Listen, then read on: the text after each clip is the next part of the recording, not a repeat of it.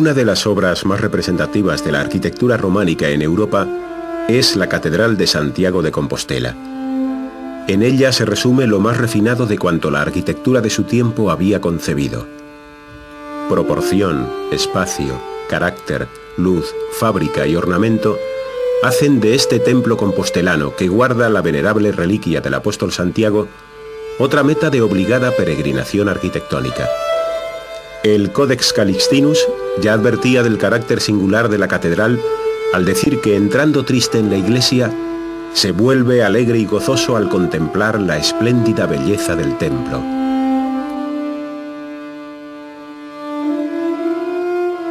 El edificio románico, pese a su barroco exterior, se levantó entre los siglos XI y XII, conservando en el subsuelo restos de construcciones anteriores y muy especialmente bajo la cabecera el Locus Sancti Jacobi, al que durante siglos se acercaron los peregrinos de Europa entera. El obispo Diego Peláez, bajo el reinado de Alfonso VI, fue su iniciador, correspondiendo su práctica conclusión al prelado Diego Gelmírez, a falta de la obra final del maestro Mateo, fechada en el año 1188.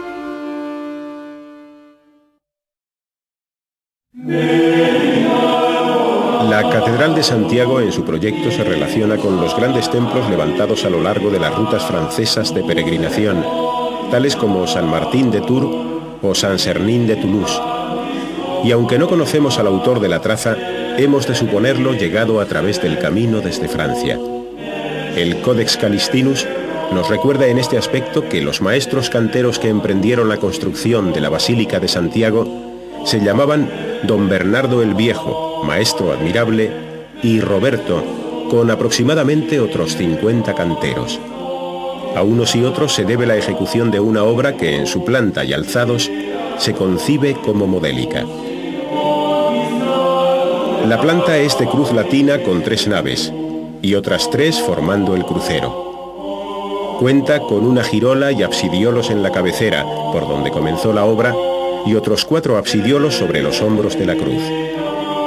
2 torres principales flanquean la fachada occidental, donde se halla el Pórtico de la Gloria, mientras que los pórticos o entradas de azabachería y platerías se encuentran en los extremos norte y sur del crucero.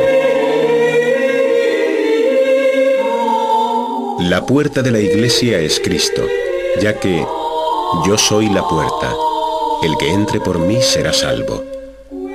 Nadie va al Padre si no es por mediación de Cristo. Así como se dice que una puerta cierra el paso, o bien se ofrece abierta, ya que las puertas se hacen para alejar a los enemigos y para admitir a los huéspedes, así el mismo Cristo, que resiste a los soberbios y da la gracia a los humildes, obrando en justicia arrojará a los infieles del reino, y ofreciéndose abierto por su infinita misericordia, introducirá a los fieles en el reino. Las hojas de la puerta son los apóstoles, merced a cuya predicación somos conducidos a la fe y por la fe a la santidad.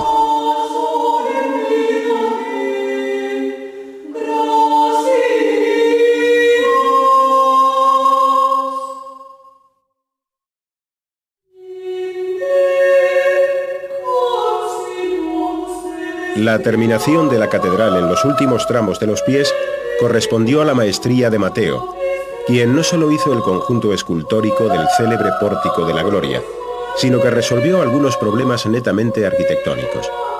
Entre estos se encontraba la diferencia de nivel entre el templo y la plaza del Obradoiro, que Mateo solucionó construyendo una cripta a la que se conoce como Catedral Vieja sin serlo.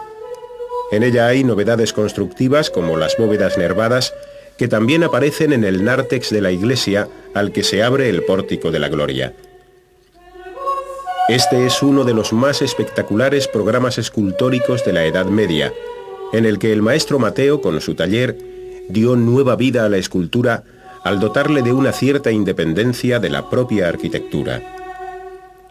Los grupos de apóstoles y profetas que aparecen a los lados del Santiago Apóstol del Parteluz sobre el árbol de Jesé son figuras con rasgos diferenciales y expresión propia. Unas veces grave, como la de San Pedro. En otras felices y sonrientes, como el profeta Daniel, y casi siempre intentando establecer una relación de uno con otro. En el tímpano, la figura de Cristo, mostrando las llagas y rodeado de los 4 evangelistas con sus correspondientes símbolos, preside la escena general en la que con menor tamaño se integran los ángeles que portan los instrumentos del martirio del Salvador. Enmarcando todo el tímpano, se disponen los 24 ancianos del Apocalipsis en la arquivolta superior, donde, formando parejas, nos muestra una variada colección de instrumentos musicales con los que se ayudan en sus alabanzas al Altísimo. La obra del maestro Mateo, que incluye también la decoración escultórica de las arquivoltas de paso a las naves laterales, con escenas relacionadas con el juicio final, está fechada en la cara inferior del dintel el día 1 de abril del año 1188.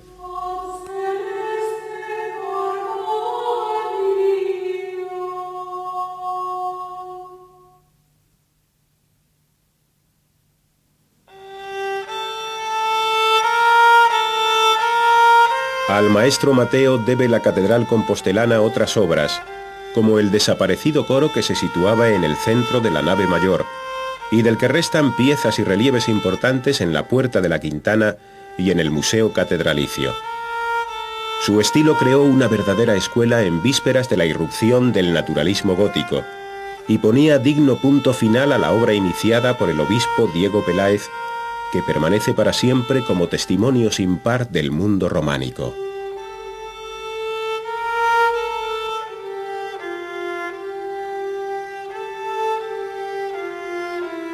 Os homes pasan, tal como pasa nube de bran, y as pedras quedan. E candeu morra, ti catedral, ti parda mole, pesada e triste. Candeu non sea, tinda serás.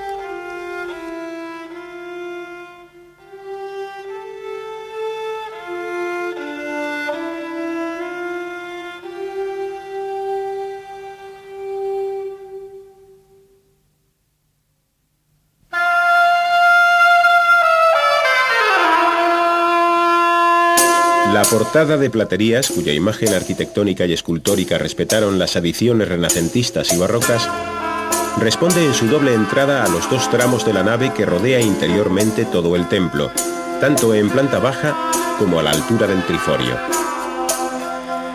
Los relieves de sus tímpanos, en los que trabajan anónimos maestros del taller que hemos llamado de Platerías con carácter general, o Maestro de la Tentación, en relación con la escena representada en el tímpano de la izquierda, suponen una de las mejores muestras de la escultura románica del siglo XI.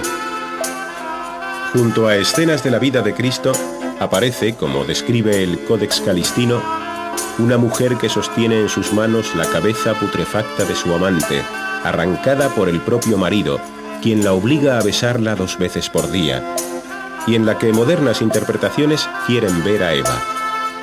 A ello hay que sumar las figuras de las jambas, como las magníficas del rey David o la creación de Eva, las soberbias columnas en mármol blanco con pequeñas figuras que recuerdan obras ítalo-bizantinas y la serie de relieves en alto de muy distinta condición, origen y estilo, de los que algunos proceden de la desaparecida portada norte de la azabachería.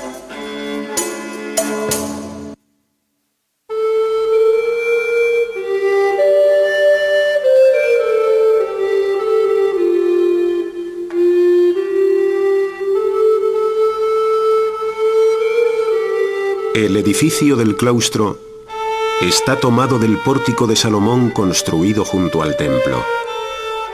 En aquel, todos los apóstoles vivían juntos en perfecta armonía y se reunían en el templo para orar. Y la multitud de los creyentes tenía un solo corazón y una sola alma, y tenían todas las cosas en común. Según esta norma, los religiosos pasan la vida armoniosamente en el claustro.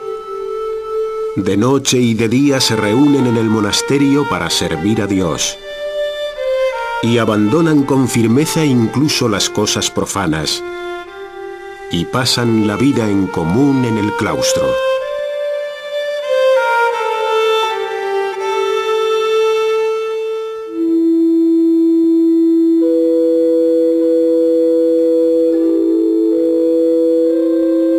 La nave central, de 90 metros de longitud por 8 de ancho y 20 de alto, superaba con su bóveda de cañón a todo cuanto se había construido hasta entonces en los reinos peninsulares, no solo por sus dimensiones, sino por la esbelta proporción de su arquitectura. Análogos valores se repiten en la nave principal del crucero, estando ambas flanqueadas por 2 naves colaterales, más bajas y con bóveda de arista, las cuales llevan sobre sí el triforio o galería, cuyo abovedamiento de cuarto de cañón contrarresta los empujes de la nave central. Sobre el crucero se levanta un cimborrio gótico que debe sustituir a uno anterior románico. En el transcurso de la obra, aparecen en el siglo XII nuevos nombres como los del maestro Esteban y Bernardo el Joven, que debieron de trabajar en los elegantes y esbeltos pilares con arcos peraltados que separan las naves, dejando ver en lo alto los dobles arcos del triforio. La decoración es muy sobria en capiteles y molduras, llevando estos sencillas hojas vegetales.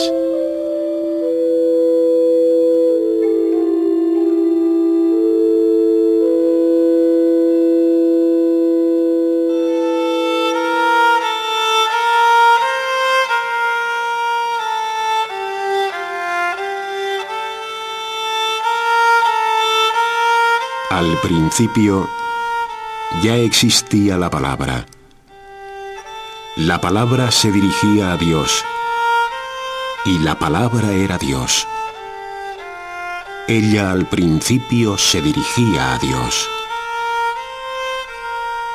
Mediante ella se hizo todo. Sin ella no se hizo nada de lo hecho. Ella contenía vida, y esa vida era la luz del hombre. Esa luz brilla en las tinieblas, y las tinieblas no la han comprendido.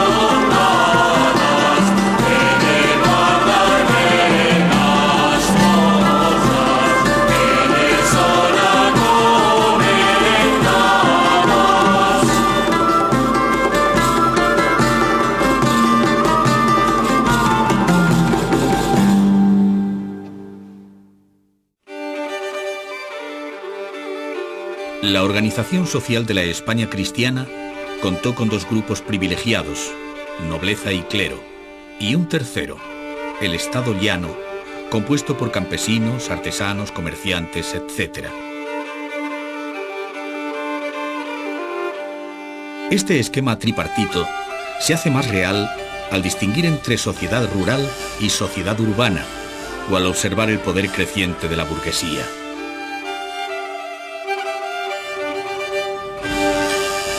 En ocasiones, los monarcas apoyaron a unos grupos sobre otros, produciéndose a comienzos del siglo XII, la que se ha llamado Primera Revolución Social, cuando labriegos y burgueses, respaldados por Alfonso I de Aragón, se aliaron contra la nobleza y el clero que sostenía doña Urraca de Castilla. Estas luchas significaron empobrecimiento, despoblación y un serio quebranto para el comercio en Castilla y León. Dentro de la sociedad del mundo románico, tiene una importancia decisiva la organización monástica, que no solo vio la expansión de antiguas órdenes como la de los benedictinos, desde cuya casa madre en Cluny se extendieron por Europa, afincándose en los reinos peninsulares, sino que presenció la aparición de otras, como las de los cistercienses y cartujos, que revelan la atracción de esta vida de contemplativa clausura. Su cometido espiritual, pero también cultural y económico, marcan una época de la historia de Europa, donde los monasterios y abadías representan células sociales y económicas de mayor firmeza que muchas ciudades. La regla que ordena esta vida en comunidad durante todas las horas del día y de la noche, con una precisión que nada deja al azar, tiene su correspondencia en los funcionales esquemas de sus edificios, donde el claustro, junto a la iglesia, incorpora las piezas más importantes, desde la sala capitular hasta el refectorio.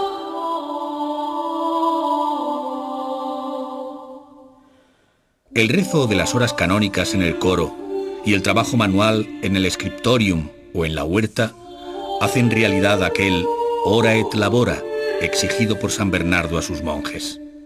Paradójico complemento del monje fue el soldado en el caso de las órdenes militares, cuyos monasterios castillos albergaron pronto a las de Calatrava, Alcántara y Santiago. La repoblación de ciudades como Salamanca, Zamora, Ávila, Segovia, Zaragoza, Lérida o Tortosa permitió organizar las diócesis, iniciándose la construcción de sus catedrales románicas, algunas de ellas reemplazadas posteriormente. Las nuevas sedes estuvieron encabezadas por prelados, con frecuencia franceses, y de la Orden de Cluny, que impusieron a sus canónigos la regla de San Agustín. Por otra parte, la reforma que supuso en el ámbito eclesial el Concilio de Letrán del año 1059, cuyos cánones secundaron los monarcas españoles tanto en los reinos orientales como occidentales, terminó con el viejo rito hispánico en favor del romano, teniendo consecuencias múltiples como es el abandono de la letra visigoda, reemplazada ahora por la llamada carolina o francesa. Un nuevo arte, una nueva liturgia, un distinto modo de escribir, fueron algunos de los aspectos de la fuerte europeización peninsular a la que, en contraste con la cultura hispano-musulmana, contribuyó la Iglesia a través de la vida monástica y del clero catedralicio.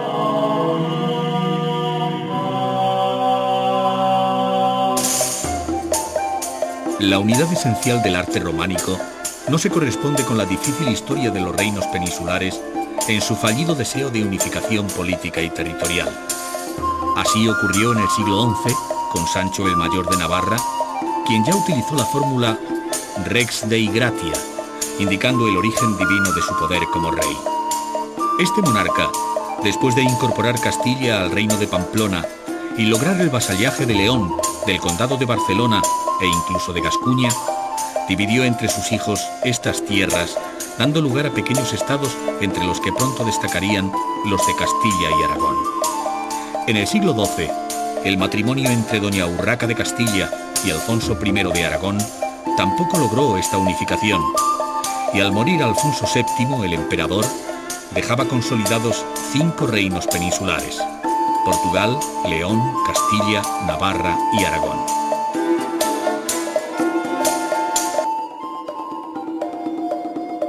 La tierra, su posesión y explotación, está en la base de la sociedad medieval, y si bien es cierto que en los siglos XI y XII asistimos a un renacimiento urbano, todavía es mayor el peso del mundo rural. La posesión de la tierra y el disfrute de sus rentas fueron los resortes que daban prestigio social y poder político. Ello permitía tener vasallos cuyo servicio venía exigido por una cesión territorial por parte del señor. A la tierra estaban adscritos los campesinos en su condición de libre, colono o siervo. Sobre la tierra se formó una nobleza territorial, cuyo poder fue en aumento por nuevas concesiones reales a quienes participaron con sus vasallos en la Reconquista.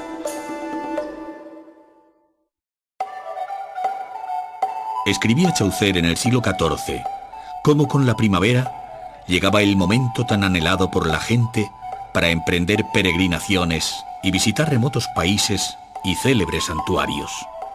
Entre estos sobresalía la tumba del apóstol Santiago en Galicia, hacia donde se dirigió con predilección el peregrino medieval.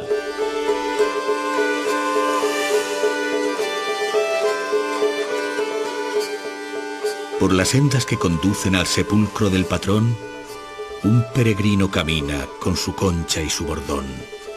Viene de tierras lejanas a cumplir una promesa, los pies descalzos sangrando, descubierta la cabeza. Su peregrinar es hoy la mejor invitación para conocer el mundo que recorrió, sus paisajes, pueblos, canciones y leyendas.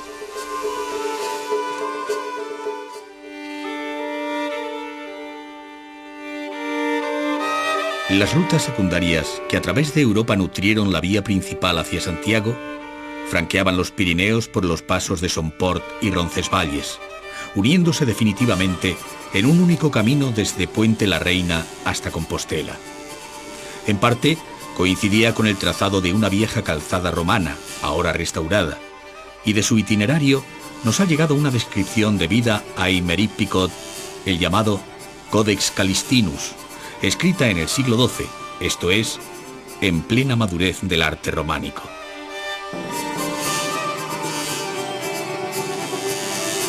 Sobre el Camino de Santiago, llamado también el Camino francés, se encontraban las principales ciudades de la España cristiana, como Jaca, primera capital del Reino de Aragón, Pamplona en Navarra, Burgos en tierras de Castilla y finalmente León.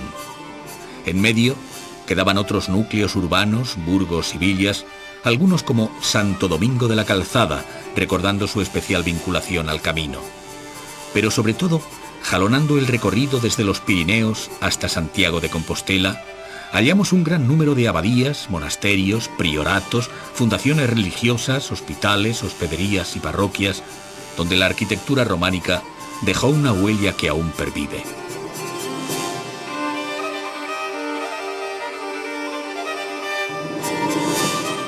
En este esfuerzo constructivo, vinculado muchas veces a venerables reliquias y panteones reales, tuvieron un protagonismo decisivo Sancho el Mayor y sus descendientes, cuyos nombres están unidos al de las grandes empresas edilicias del siglo XI, como Jaca, Leire, Nájera, Fromista o San Isidoro de León, entre otras.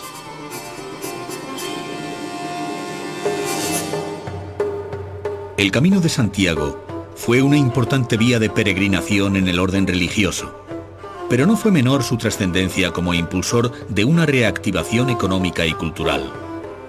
Desde finales del siglo XI y buena parte del siguiente, coincidiendo con los reinados de Alfonso VI y Alfonso VII el emperador, se produjo un incremento de la peregrinación jacobea desde Europa y muchos de los venidos de fuera, conocidos genéricamente como francos, acabaron estableciéndose como mercaderes y artesanos en estas tierras faltas aún de población y de escasa actividad económica.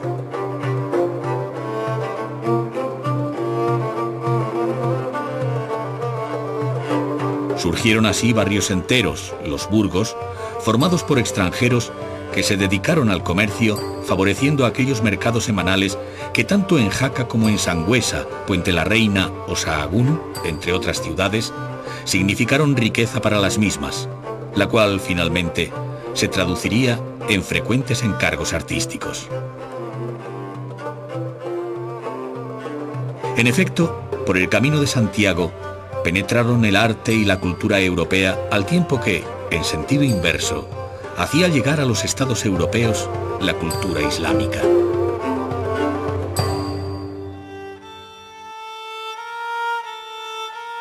Decía Unamuno que la poesía trovadoresca galaico-portuguesa, la primera manifestación culta del lirismo en lengua romance en la península, prendió al contacto de chispas traídas de Provenza por los devotos romeros de Santiago.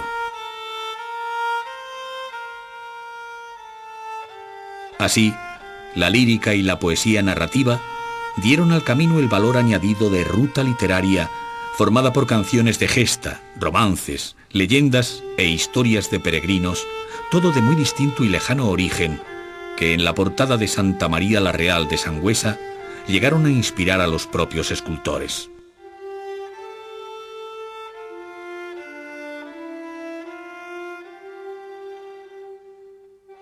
Otras veces, los textos de romances y canciones nos revelan discretamente el nombre del peregrino.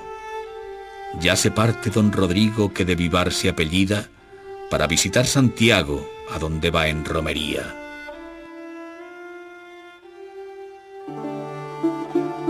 Las largas jornadas que habían de recorrer los peregrinos hizo que la música y las canciones brotaran de forma espontánea para mitigar la fatiga, como recoge la cuarteta de Narváez. El romero y peregrino cansado de caminar comienza luego a cantar por alivio del camino.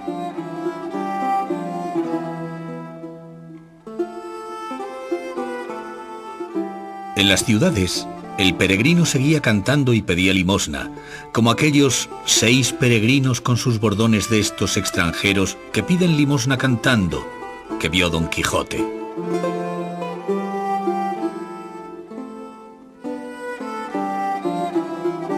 Se fue formando así un interesante cancionero a lo largo del Camino de Santiago, el cual tiene otras referencias musicales en el Ultrella, o himno del peregrino, y en la formidable colección de instrumentos reproducidos en el Pórtico de la Gloria.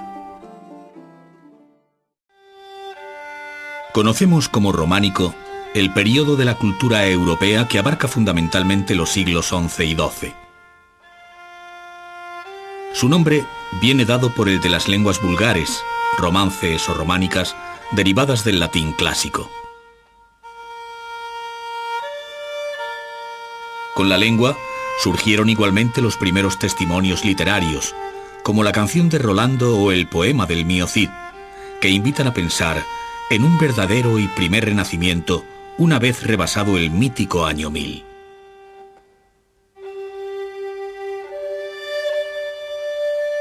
Las ciudades, el comercio, las vías de comunicación y la actividad artística en general participaron también de aquel despertar al que contribuyó poderosamente un importante crecimiento demográfico. Frente a Bizancio y el Islam, los reinos cristianos de Occidente parecen afirmarse en empresas comunes como la de las primeras cruzadas para recuperar los santos lugares o en peregrinación hacia Santiago de Compostela. Una estructura de feudal vasallaje articula la sociedad civil, mientras que la eclesiástica tiene 2 referencias obligadas en el afianzamiento de la autoridad de Roma y en la multiplicación de abadías y monasterios de las nuevas órdenes monásticas.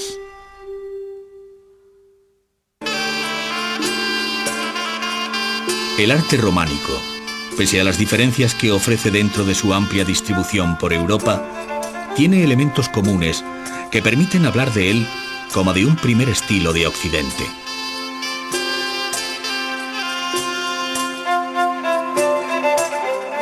En el ámbito español se acusa una doble influencia, pues mientras que por el Camino de Santiago penetra una corriente que enlaza con el arte refinado de la abadía benedictina de Cluny, en Cataluña se observa una mayor relación con el norte de Italia.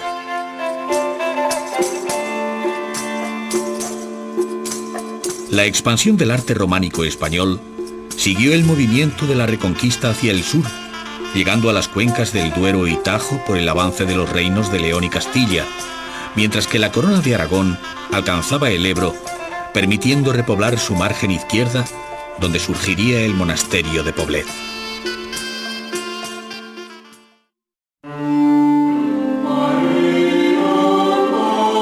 Uno de los ámbitos en los que mejor se puede medir el progreso cultural y material del mundo románico frente a etapas anteriores es el de la arquitectura, tanto por su concepción del espacio como por las nuevas técnicas constructivas. La arquitectura despierta ahora de un prolongado letargo, cuyo sueño más hermoso había sido el de Roma, recuperando para los siglos XI y XII los valores vitruvianos de solidez, utilidad y belleza. Del mismo modo que el monje Raúl Claver observaba cómo las tierras de Italia y Francia, después del año 1000, se cubrieron con un manto de iglesias, esto es, catedrales, monasterios y ermitas, en España se detecta análoga fiebre constructiva. Sus distintos reinos acogieron pronto las novedades de la arquitectura románica llegadas del otro lado de los Pirineos.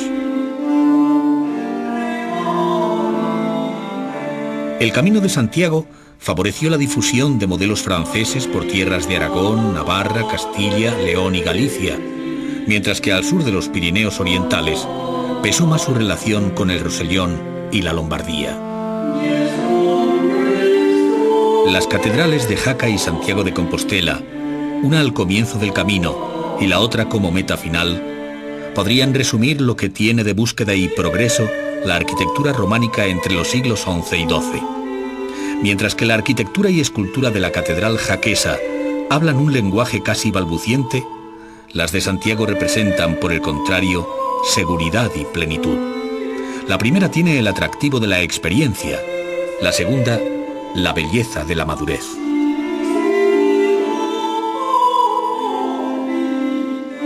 Entre ambas, una larga serie de iglesias mayores y menores, urbanas y rurales, que servirán de referencia al románico más meridional y tardío de Castilla, donde ciudades como Soria, Ávila y Segovia, o las tierras de Guadalajara, al sur del sistema central, ofrecerán bellísimos ejemplos del siglo XII. La arquitectura catalana, en su cronología y evolución, ofrece parámetros muy distintos, pues sus más tempranas obras, el llamado primer románico, se adelantan en fecha a las vistas en el Camino de Santiago. El conjunto de San Pedro de Roda, las fundaciones del Abad Oliva, como el restaurado monasterio de Ripoll, San Vicente de Cardona, etc., nos sitúan ante un madrugador arte románico que con San Miguel de Cuixà o San Martín de Canigó forman provincia artística con el Rosellón francés. Al bello carácter experimental e incipiente de estas obras del siglo XI, sucedieron, en la centuria siguiente, construcciones de un gran refinamiento que, como la Catedral de Seo de Urgel, manifiestan su vinculación italiana.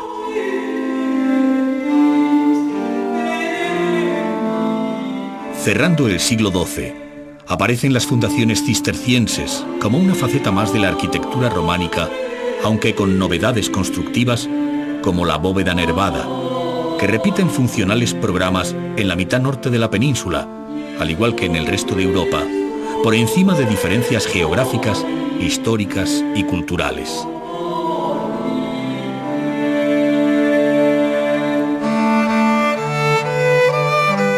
La arquitectura románica alcanza en el templo y en los conjuntos monásticos su máxima expresión, siendo menor el grupo conservado de edificios civiles y militares. Las iglesias catedralicias, monásticas y parroquiales, con sus portadas, naves, bóvedas, pórticos y claustros, representan una sólida lección de arquitectura que desde los albores del tercer milenio aún seguimos admirando.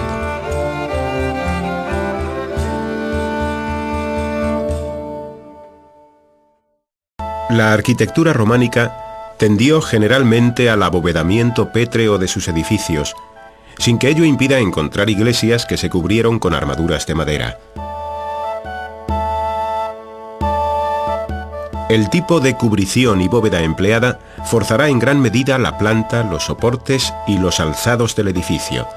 La combinación de bóvedas más repetida en la arquitectura románica fue la de una bóveda de cañón sobre la nave central y de arista en las naves bajas laterales, dejando la bóveda de cuarto de esfera para cubrir los ábsides. En el siglo XII aparecieron en los edificios románicos las primeras bóvedas auxiliadas por nervios, así como las cúpulas sobrepechinas de tradición bizantina. Los modelos más repetidos en la arquitectura religiosa son el de la iglesia de 3 naves y 3 ábsides, en aquellas que tienen una cierta entidad, e iglesia de nave única con un solo ábside en situaciones más modestas. En el primer caso, puede contar con una nave de crucero que sobresale en planta o que se ciñe a la caja general de los muros perimetrales. Sobre este esquema básico se advierten variantes, como es el aumento del número de naves, y novedades como la aparición de la girola con absidiolos.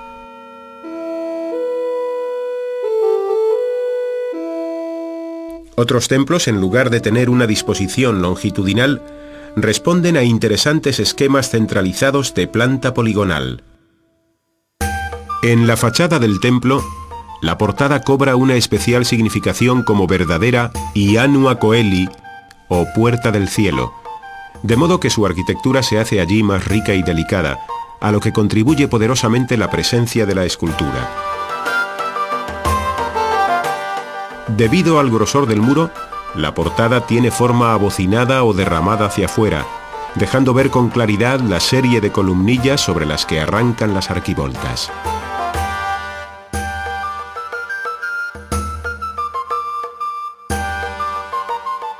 Entre el dintel de la puerta y las arquivoltas se sitúa el tímpano, que representa el más importante campo escultórico.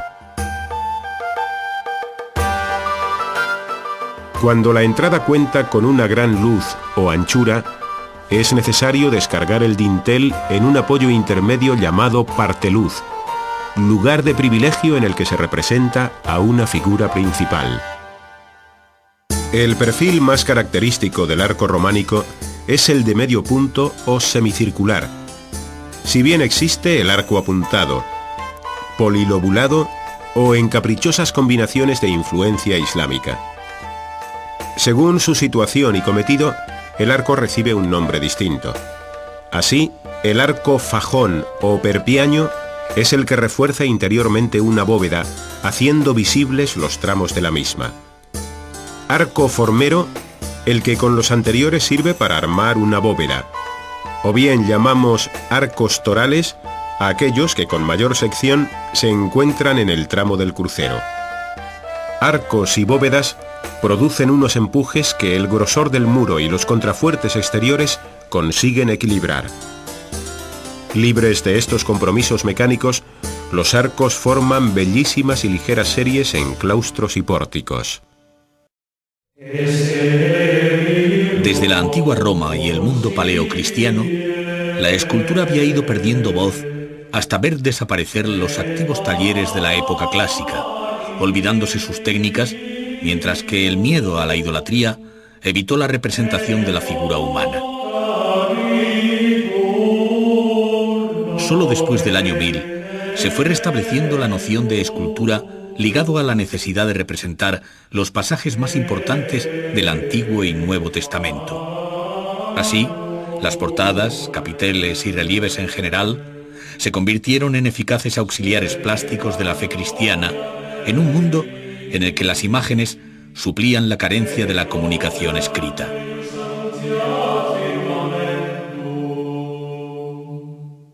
La escultura románica se concibe incorporada a la arquitectura que le sirve de marco y soporte, compartiendo con ella el mismo material, la piedra. Es más, muchos canteros fueron también escultores y muchos imagineros trabajaron como lapicidas.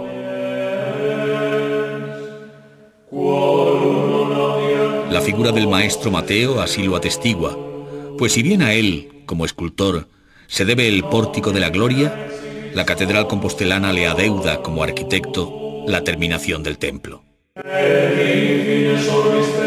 Ello explica la perfecta adecuación entre escultura y arquitectura, adaptándose aquella al tímpano de la portada, como en la del Perdón de San Isidoro de León, a sus arquivoltas, según se ve en Santo Domingo de Soria, incorporándose a las columnas, cuya rigidez contagia la figura humana en el caso de Santa María la Real de Sangüesa, o bien dando vida con naturalidad sorprendente a los capiteles del claustro de la Catedral de Gerona. En ocasiones, estos capiteles se visten de caprichosas formas vegetales y fantásticas, cuyo mejor repertorio lo hallamos en el claustro burgalés de Santo Domingo de Silos. La evolución de la escultura románica nos lleva desde las posiciones verdaderamente arcaizantes que deja ver el relieve de San Genís les Fonts hasta el expresivo naturalismo de los grupos de apóstoles y profetas del Pórtico de la Gloria de Santiago.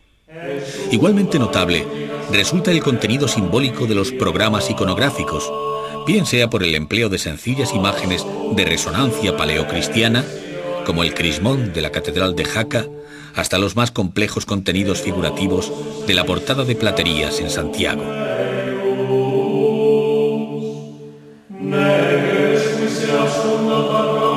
Hubo también una escultura exenta en madera, como la Majestad Ballló, o el grupo del descendimiento de Éric Laval, donde la gubia del entallador sustituyó al cincel del escultor.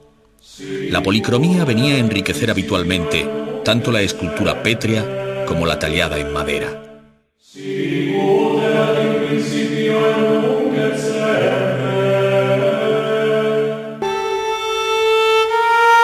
legado escultórico del mundo románico representa un esfuerzo por resucitar la tradición figurativa de la época clásica, no tanto en su dimensión estética como por su capacidad para expresar, a través de la forma, el drama existencial del hombre en relación con Dios.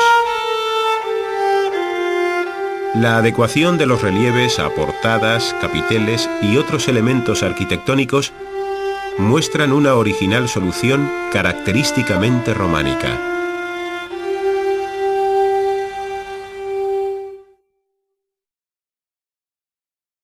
En el exterior del templo, la portada invita a entrar en la Jerusalén celeste, que en definitiva simboliza la iglesia construida.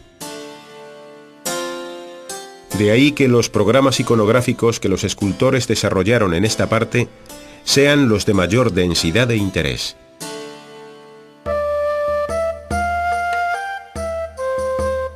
El tímpano se convierte así en la página mayor de este libro de piedra, donde pasajes del Antiguo Testamento, la visión apocalíptica del juicio final o los evangelios indican al creyente el camino de la salvación eterna.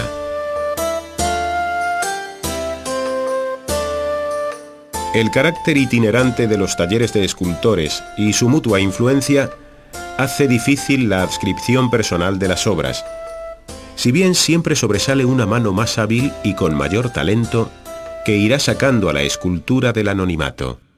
La sustitución de un elemento arquitectónico por otro figurativo tiene antecedentes en las cariátides y atlantes del arte clásico.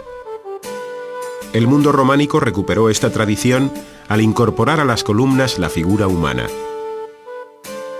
En estas estatuas columnas se advierte la independencia ganada por el escultor para su obra respecto al marco arquitectónico. Así, en los casos más arcaizantes, el rígido hieratismo y esbelta proporción de la columna se contagia con fuerza a la figura humana, mientras que más tarde, cuando el escultor gana confianza en sí mismo y en su propio arte, consigue hacernos olvidar su vinculación a un elemento arquitectónico. El bulto de las figuras, su mutua relación, la espontaneidad de las actitudes y los expresivos rostros hablan de la vía abierta por la escultura hacia el naturalismo. El relieve en piedra predomina sobre la escultura exenta, mostrando diferentes niveles de bulto, desde los bajorrelieves de Silos hasta los altorrelieves del Pórtico de la Gloria en Santiago. Entre unos y otros se hallan grados intermedios, como muestra la excepcional portada de Santa María de Ripoll o los bellísimos relieves del monumental sepulcro de San Vicente de Ávila. El relieve no solo recubrió estas superficies planas, sino que se adaptó con original talento a los capiteles que, junto a formas vegetales, animales, imaginarias o abstractas, incorporan escenas completas de carácter figurativo, habitualmente religioso y en menor grado laico. Jaca, Pamplona, Silos, León o Gerona ofrecen series extraordinarias en sus iglesias y claustros. La fuerte personalidad de la escultura románica deriva de su afán por recuperar un arte que había perdido el oficio, el método y las técnicas. De ahí que se considere como un verdadero renacimiento plástico todo cuanto sucede en los siglos XI y XII. Las primeras obras dejan ver un arcaísmo, luego vencido, que se traduce en una visión estrictamente frontal o de perfil de las figuras, falta de movimiento, torpeza y desproporción en la representación de la figura humana, o cambios de escala, haciendo mayor a la figura más importante en una jerárquica perspectiva. Ello no está reñido, sin embargo, con un sentido de la belleza que sin duda fue meta perseguida por los escultores, muy influidos por el arte italo-bizantino y francés. Los más dotados supieron dar realismo y naturalidad a su obra en los movimientos, gestos, ropas y objetos, allanando el camino hacia la escultura gótica.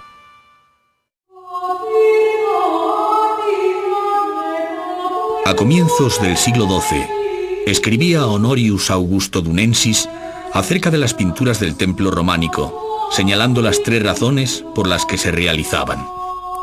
En primer lugar, para que sean leídas por los laicos. En segundo término, para que el edificio se adorne con dicha decoración. Y finalmente, como un recuerdo de nuestros predecesores en la vida. Es decir, como mensaje, como ornamento y como memoria. El sentimiento del color y la posibilidad de contar con las amplias superficies ciegas de la arquitectura románica movió a considerar estas como soporte idóneo para el desarrollo de una pintura mural.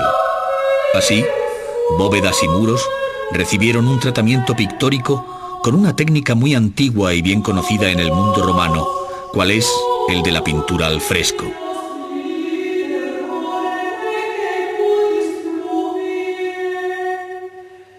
Los modelos, por el contrario, llegaron de Bizancio, donde, desde la concepción plana de la pintura hasta los tipos, composiciones, temas y recursos pictóricos, deben mucho a la rica iconografía desarrollada en los mosaicos que cubren el interior de las iglesias bizantinas.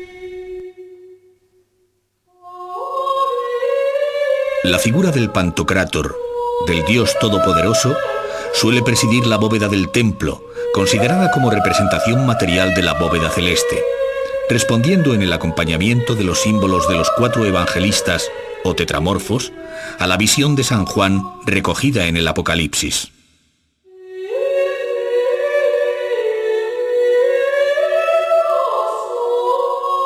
Una corte celestial de ángeles y santos viene a ocupar los espacios inmediatos repitiendo gestos y actitudes, todo dentro de un jerárquico respeto y ordenada composición. En ocasiones, el pintor dejaba paso a su personal inspiración, liberando su arte de una excesiva dependencia de los prototipos bizantinos y dando vida a una pintura de mayor naturalismo y libertad expresiva.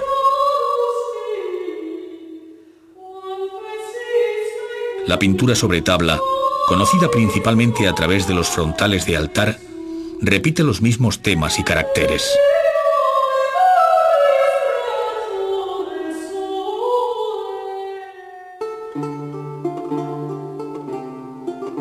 La importante serie de conjuntos de pintura mural conservados en Cataluña, León y Castilla permiten imaginar el color que tuvieron nuestros templos románicos en el deseo de imitar la riqueza interior de las iglesias bizantinas.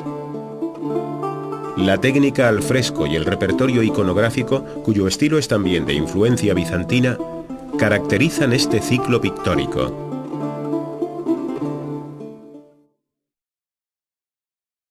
La técnica de la pintura al fresco se emplea para las grandes composiciones murales. Ello exige preparar la superficie del muro o bóveda con varias capas de arena y cal, sobre la que antes de fraguar, esto es, cuando todavía está fresco el mortero o preparación, se aplican los colores. Antes de dar el color, es necesario encajar el dibujo en sus contornos fundamentales por medio de un calco, separando los campos de los distintos colores con una fuerte línea negra. Habitualmente, una vez seca la pintura, se retoca con temple para avivar tonos, conseguir transparencias y perfilar detalles. Los colores son de origen terroso y se diluyen en agua, penetrando y formando cuerpo con el propio revestimiento de muros y bóvedas. Rojos, ocres, verdes y grises componen la base del color de la pintura mural.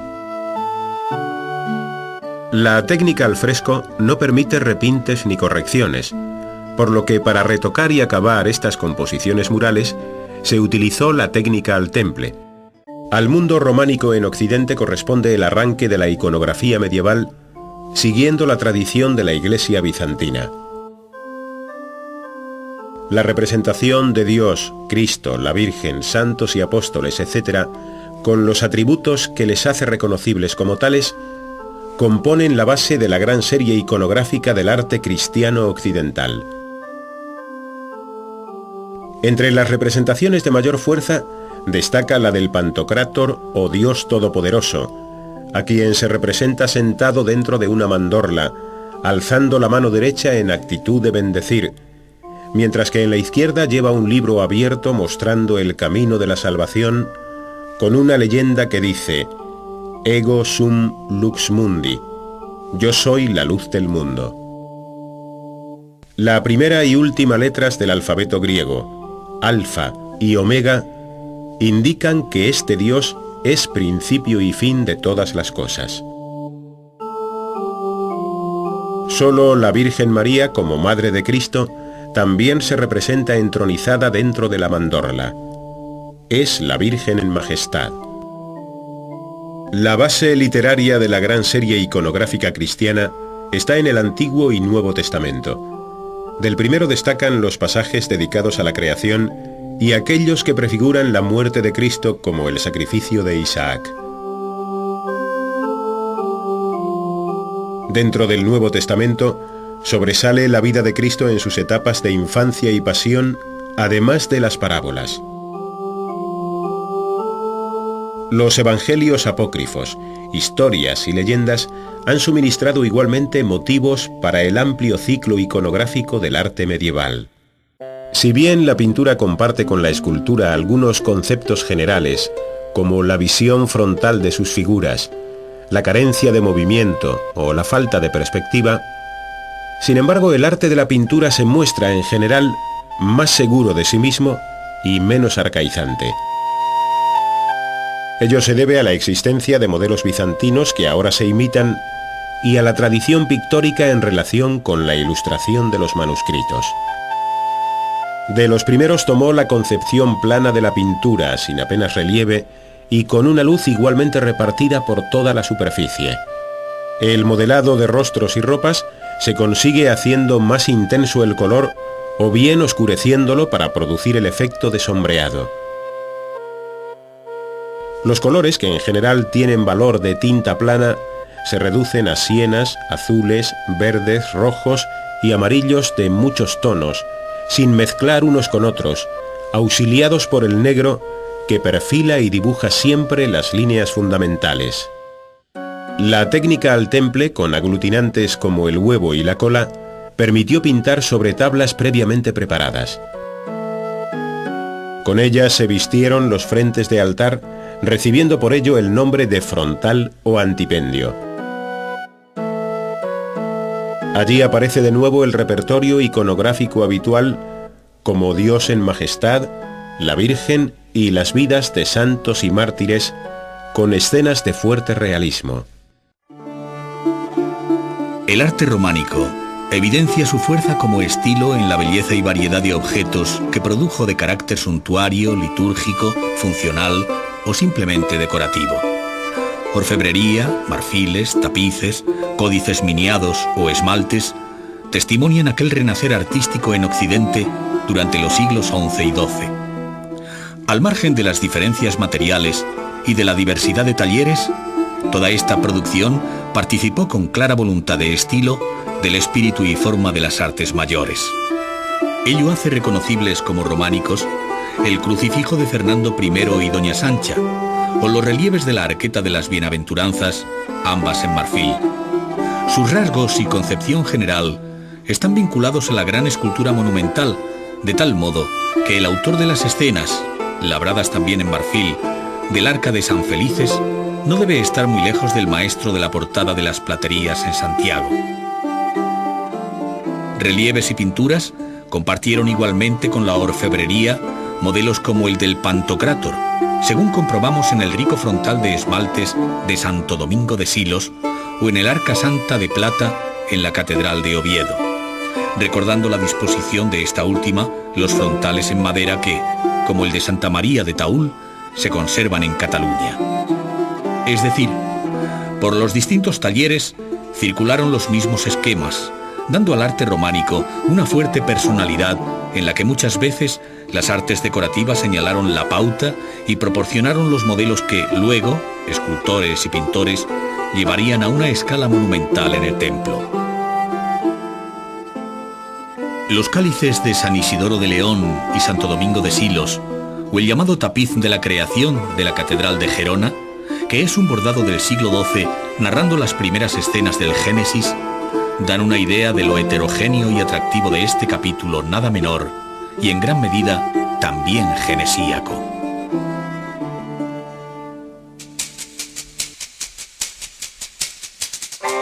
En el mundo de los objetos litúrgicos, pese a las censuras de San Bernardo predicando la pobreza evangélica, prevaleció el criterio del abad Suger en relación con la necesidad de rendir culto a Dios a través del esplendor externo de los ornamentos. El monje Teófilo, en el siglo XII, describió en su tratado De Diversis Artibus las técnicas empleadas por estos artífices.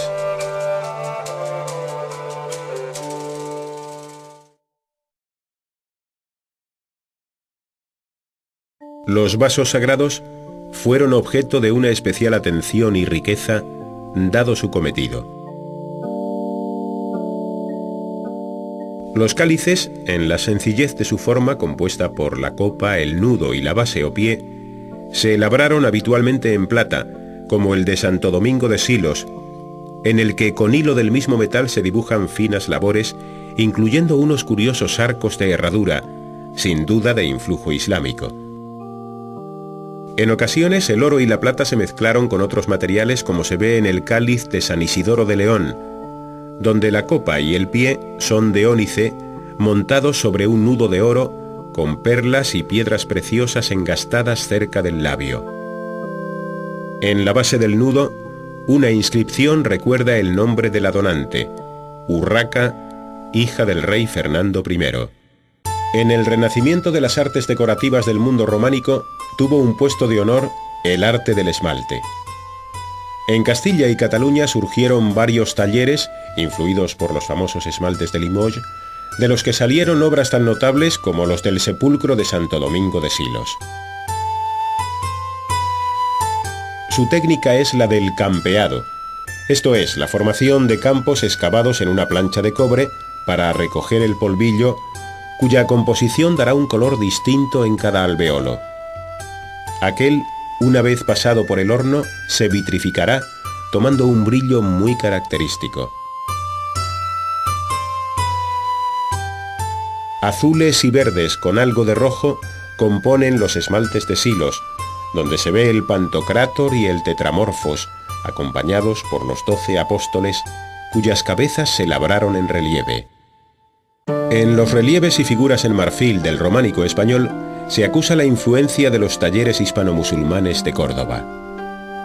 Sobresale entre todos el grupo de marfiles leoneses con una de las obras maestras de la heboraria medieval, el crucifijo del rey don Fernando I y la reina doña Sancha, de San Isidoro de León. Se trata de un Cristo en la cruz con 4 clavos y todavía vivo, en cuya abierta mirada contrastan los negros ojos de azabache con el blanco marfileño de la cabeza. La cruz tiene en el anverso una menuda y rica decoración a modo de orla, viéndose en lo alto a Cristo resucitado y en bajo a Adán. Al pie de la cruz, los nombres de los regios donantes, y en su reverso el Tetramorfos con el Cordero Místico. La Catedral de Gerona conserva uno de los bordados más importantes de la Europa románica, conocido como el tapiz de la creación por los pasajes del Génesis que representa. Pese a lo elemental del lenguaje figurativo y la rudimentaria técnica, a base de lanas de diversos colores y labor de cadeneta, el tapiz de Gerona es una obra de interés iconográfico excepcional.